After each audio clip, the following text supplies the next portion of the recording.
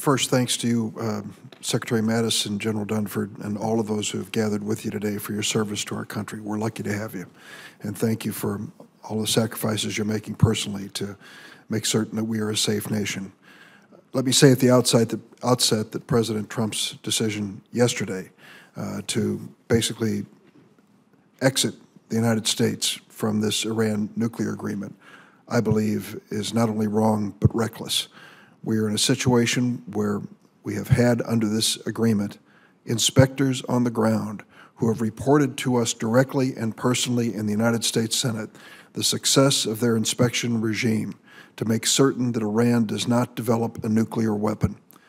By walking away from this agreement, we are forsaking the opportunity to continue to monitor in detail the work done by Iran to make certain that they live up to its terms. Equally important, and you've acknowledged it, our allies are important to us around the world. Our allies joined us in sticking their necks out. France, Germany, UK, the European Union, China and Russia joining us to make certain that this agreement had a kind of universal support beyond Iran. And now the United States is walking away from it. That, I cannot believe, will inspire any confidence among our allies about our word and our reliability in the future when it comes to these agreements. And I know you've commented on this already, and I won't call on you to do it again unless you wish. The second point I'd like to make is you're about to make history this year and again next year. You'll have the largest budget of any department ever in the history of the United States of America, the largest. And you'll see an increase this year and another next year that is virtually unprecedented. That gives you a great opportunity to do great things, but as you have noted in your testimony, it also invites some unwelcome consequences, whether we're talking about waste of taxpayers' dollars, fraud, or misuse of those dollars, which could damage the reputation of your mission and the men and women who are dedicated to it. I know you are personally committed to avoid that and are talking about things like procurement reform as part of it, but I think you have a special burden. There was a burden when you had too few dollars. There'll be an additional burden when you have so many dollars coming in so quickly. The third point I'd like to ask a question about is one that we've talked about last year, and I wanted to revisit. You referred in your testimony to the certainty of the administration's South Asian strategy, and I would like to focus in on what is happening in Afghanistan. The President's new South Asian strategy increases U.S. military personnel to 15,000, takes a tougher line with Pakistan, and increases our outreach to India.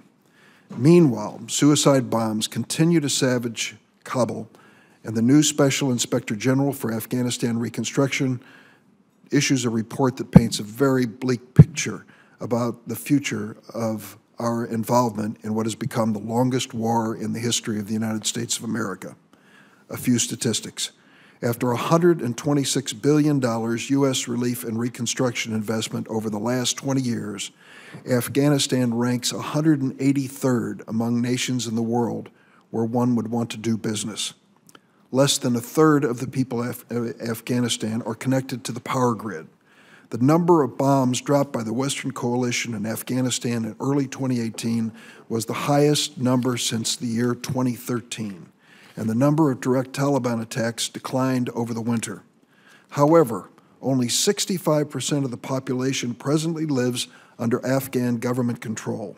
After direct U.S. expenditures to Afghan security forces of $78 billion, this report that I referred to projects that the overall trend for the insurgency is rising. Suicide attacks in Afghanistan up 50% in 2017. Casualties from complex attacks and suicide bombing steadily rising. Sectarian attacks tripled in 2017. Recent media reports indicate the 1st Security Forces Assistance Brigade deployed to Afghanistan in March is facing serious delays due to problems vetting Afghan National Army personnel, despite all of our efforts at training and despite the massive investment by the United States. Last year, I asked you for an assessment of the civilian and military situation in this Afghan war, and today, by the Inspector General's report, all of the indicators that he gives are negative.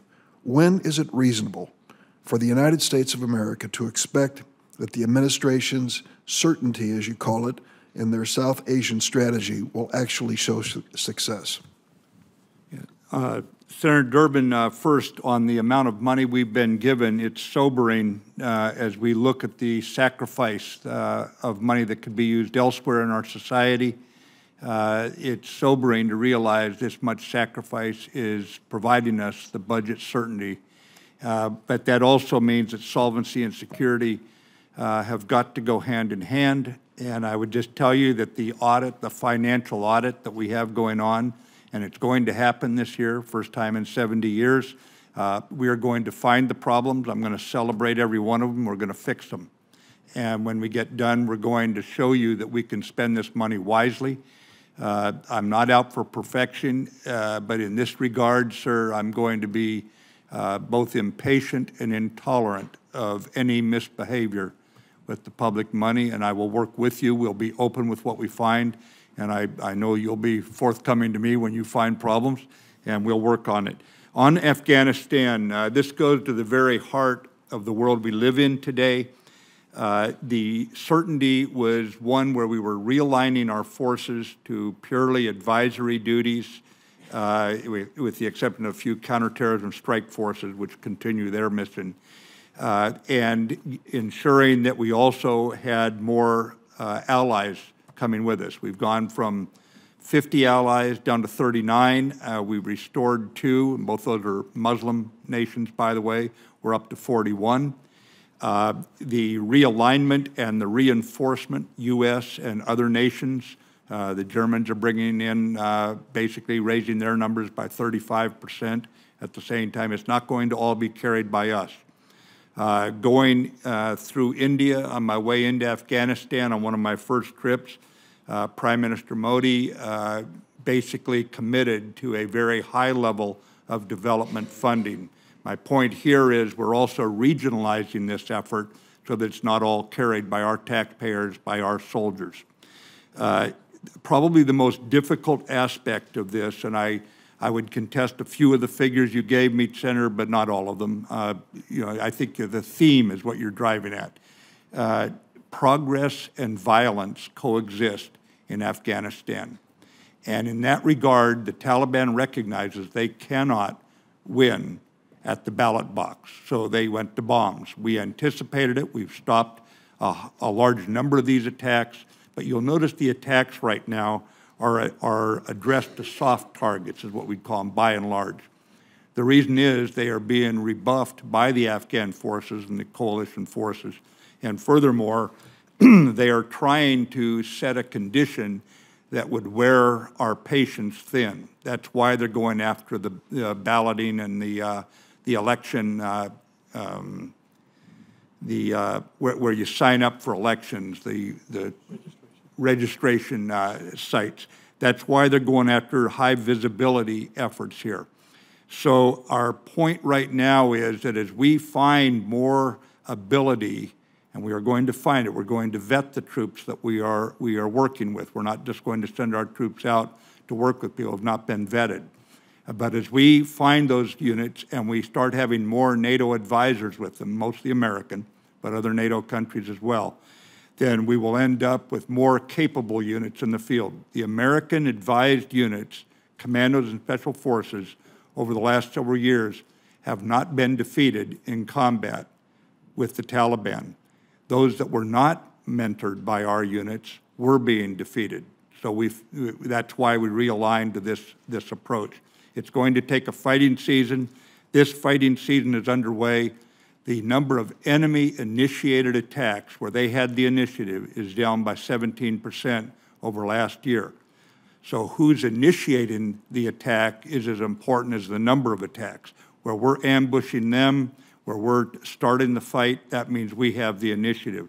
It's going to take time, Senator, and I don't refute that this has been a long fight. I first landed there in November of 2001. I recognize how long it's been.